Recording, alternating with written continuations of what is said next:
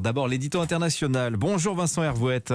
Bonjour Dimitri. Alors, au fil des mois, les États-Unis sont de plus en plus préoccupés quant à une potentielle frappe nucléaire russe. Ça, c'est une déclaration signée John Kirby. C'est l'un des très proches conseillers de Joe Biden. C'est même le porte-parole de son Conseil de sécurité nationale. Oui, on pourrait dire qu'au fil des jours, la Maison-Blanche, surtout, est de plus en plus préoccupée par une potentielle déroute électorale. Les midterms sont mardi prochain. Les sondages annoncent que les démocrates vont perdre la Chambre des représentants et peut-être même le Sénat. Joe Biden sera désavoué, les mains entravées, sa politique étrangère aussi. À terme, l'engagement américain en Ukraine, sa guerre par procuration, risque d'être remise en cause. Alors, dans la dernière ligne droite, on ne fait plus le détail. Alors hier soir, Joe Biden a aussi dénoncé un risque de chaos en Amérique.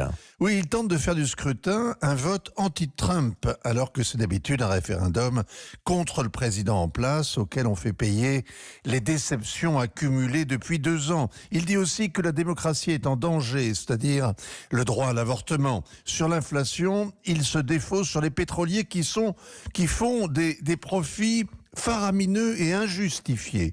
Mais à la pompe à essence, l'électeur en colère ne s'en prend pas au pétrolier anonyme, il en veut au président en place. Alors dans ce contexte difficile, agiter la menace nucléaire russe, c'est le chantage habituel à la peur. L'opinion publique se fiche de l'Ukraine, mais si l'apocalypse est au programme de cet hiver, il pourrait hésiter quand même à lier les mains du commandant en chef. On comprend la logique. Alors John Kirby, cela dit, il n'y a pas que des arrière-pensées électorales, puisque John Kirby n'est pas le seul à sonner le tocsin à l'égard du nucléaire russe. Oui, mais l'opération est concertée. Plusieurs responsables de l'administration américaine ont fait savoir que les généraux de l'état-major russe ont discuté du meilleur moment et de la meilleure façon d'utiliser une arme nucléaire tactique sur le champ de bataille ukrainien. Sous-entendu, s'ils en parlent, c'est qu'ils s'y préparent. Alors en fait, les généraux sont comme des enfants. Ils peuvent jouer à la guerre dans le bac à sable, mais l'important, c'est qu'ils obéissent aux ordres de Vladimir Poutine.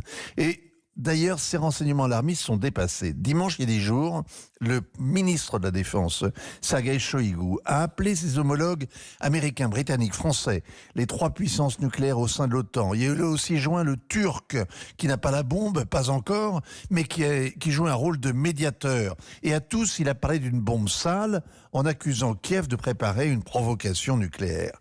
On n'est pas forcé d'y croire, mais on constate que la tension est soudain retombée. Le dialogue stratégique a du bon, les ogives nucléaires restent sous clé, et depuis 10 jours, Moscou cesse de grommeler des menaces nucléaires, la presse aux ordres et les politiciens battent en guerre et ne réclament plus la vitrification immédiate de Londres ou de Varsovie. Pour paraphraser John Kirby, au fil des mois, la guerre d'Ukraine avance sous le feu roulant de la propagande et il y a de quoi être préoccupé par son intensification en cette fin de campagne américaine. Signature Vincent Hervouette. Merci Vincent, 7h46.